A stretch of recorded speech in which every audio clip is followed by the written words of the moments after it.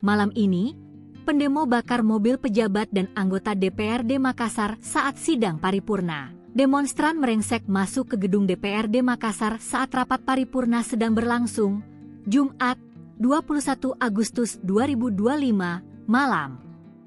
Diketahui, DPRD bersama pemerintah Kota Makassar melangsungkan rapat paripurna pembahasan APBD Perubahan 2025. Agenda ini berlangsung mulai pukul 20.30 WITA, dihadiri Wali Kota Makassar Munafri Arifuddin.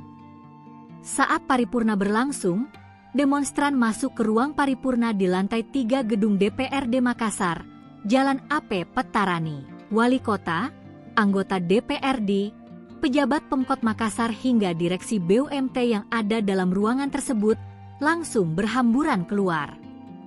Sejumlah kendaraan yang ada di depan gedung Wakil Rakyat tersebut dibakar. Kepala Dinas Perhubungan Kota Makassar, Muhammad Reza mengungkap, 4 motor milik petugas Dishub ikut dibakar.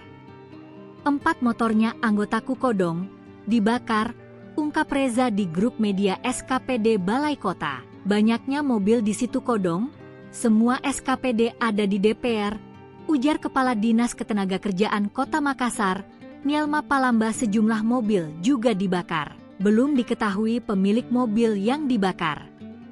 Namun, informasi beredar, mobil tersebut milik pejabat Pemkot Makassar dan anggota DPRD Makassar. Hingga pukul 22 WITA, situasi masih memanas di